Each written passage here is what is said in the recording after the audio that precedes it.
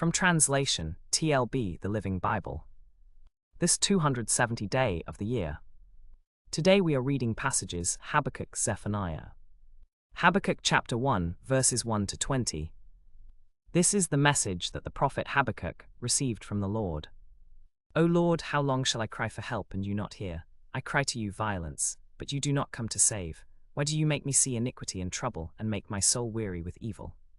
Wherever I look there is distress and violence. I am constantly confronted with people who struggle and fight. The law is paralyzed and justice never prevails. The wicked overpower the righteous and justice is corrupted. Look among the nations. See, be astonished, for I am doing a work in your days which you will not believe when it is told to you. For behold, I am raising up the Chaldeans, that bitter and hasty nation which marches through the breadth of the earth, to seize dwellings not their own. They are fierce and terrible, their justice and dignity proceed from themselves. Their horses are swifter than leopards, and their horsemen press proudly on. Their horsemen come from afar, they fly like an eagle swift to devour. They all come for violence, their faces are set like the east wind. They gather prisoners like sand. They scoff at kings and rulers are a derision to them. They laugh at every stronghold, for they heap up earth and take it. Then they sweep by like the wind and go on, guilty men, whose own strength is their God. O Lord, my God, my Holy One, are you not from everlasting? I will not inquire about the things I do not understand. You have appointed them to be judges of the earth. How can they allow such things to happen? You make man like the creatures of the sea, like powerless fish that have no leader. The wicked Chaldeans bring up all of them with a fishhook, and gather them in their dragnet. And so they rejoice and are glad. Therefore they make sacrifices to their net and burn incense to their dragnet, for by these things their share is rich and their food is plentiful. Shall they therefore empty their nets, and continue to slay nations without mercy? Neither their silver nor their gold shall be able to deliver them in the day of the Lord's wrath, but the whole land shall be devoured by the fire of his jealousy. For he will make a speedy end of all those who dwell in the land. The enemy is a fierce and cruel one, passing by like a mighty storm of sandstorms, a great and terrible army, with destruction as its work. Terror and dread are their lot. They lift themselves up like a whirlwind, and then they vanish. They are like drunkards, stumbling, they are destroyed like thatched huts in a fire. Habakkuk chapter 2, verses 1 to 20. I will stand on my watch, and station myself on the rampart. And I will watch and see what he will say to me, and what answer I will receive from him. The Lord answered me and said, Write the vision, make it plain on tablets, that he may run who reads it. For the vision is yet to be fulfilled at the appointed time, but at the end it will speak and not lie. Though it tarries, wait for it will surely come, it will not delay. Behold, his soul is puffed up. It is not upright within him, but the righteous will live by his faith. Moreover, the wine is treacherous, it acts haughtily, and the wine is deceitful, its strength is not in it at all. Will not all of these take up a taunt against him and say to him, with scoffing and threatening, Woe to him who adds to his house by unjust gain, who builds up for himself an unstable habitation, as by the labor of the top of the stinging hornet. Behold, will not your creditors suddenly arise? Will not your collectors arouse themselves? Then you will become their booty.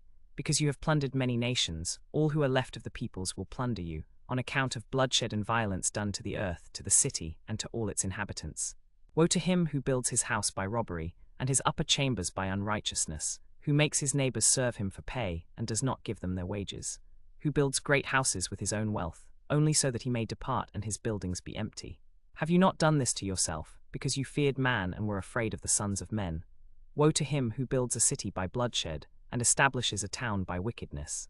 Behold, is it not from the Lord of hosts that peoples labor only for the flame, and nations weary themselves only for emptiness? For the earth will be completely laid waste, as the cup of staggering to those who sit on the throne of desolation. For the Lord has spoken. Woe to him who gives drink to his neighbor, pressingly bringing wine, so that he also may gaze at his nakedness. You are filled with shame instead of glory. Now it is your turn to drink and expose your own nakedness. The cup in the Lord's right hand will come around to you, and disgrace will be upon your glory. For the violence done to Lebanon will overwhelm you, and the destruction of beasts will terrify them, because of their bloodshed and violence done to the land, to the city, and to all its inhabitants. What profit is there to the idol which a craftsman has made? Woe to him who says to a piece of wood, Awaken, to mute stone, Arise. Can that teach? Behold, it is overlaid with gold and silver, and there is no breath at all within it. But the Lord is in his holy temple, let all the earth be silent before him. Habakkuk chapter 3, verses 1 to 19. A prayer of Habakkuk the prophet, according to Shigionoth. O Lord, I have heard of your work. In the midst of the years, O Lord, revive it. In the midst of the years make it known. In wrath remember mercy. God comes from Teman and the Holy One from Mount Paran. His glory covers the heavens, and the earth is full of his praise. His splendor is like the rising sun, and rays come forth from his hand, and there his power is hidden. Before him goes the pestilence, and fever goes forth at his feet. He stood and surveyed the earth, he beheld and shook the nations. Then the eternal mountains were scattered, the perpetual hills bowed low. His ways are eternal. Under distress I saw the tents of Cushan, I trembled at the tabernacles of Midian. Did the Lord rage against the rivers? Was your anger against the rivers? Was your wrath against the sea, that you rode on your horses, your chariots of salvation? Your bow was made bare, your arrows were supplied with a clear word. Selah, the mountains saw you and trembled. The downpour of waters swept by, the deep uttered its voice, it lifted high its hands. The sun and moon stood still in the heavens. At the light of your arrows they went, at the radiance of your flashing spear. You marched through the land in indignation. You crushed the nations in anger. You went forth for the salvation of your people, for the salvation of your anointed. You struck the head of the evil one, you laid bare his neck from foundation to neck. You pierced with his own arrows the head of his warriors. They stormed in with their multitude, they rejoiced as if to devour the poor in secret. You trod on the sea with your horses, the foam of many waters. I heard and my belly trembled. At the sound my lips quivered, rot entered into my bones, and I trembled in myself, that I might rest in the day of distress, when the people come in multitude to invade me. Though the fig tree does not bud, and there are no grapes on the vines, though the olive tree does not produce its fruit, and there is no food on the flocks, though the sheep do not produce its young, and there are no goats in the fold, yet I will rejoice in the Lord. I will exult in the God of my salvation. The Lord God is my strength, and he has made my feet like hinds' feet, and he has made me walk on high places.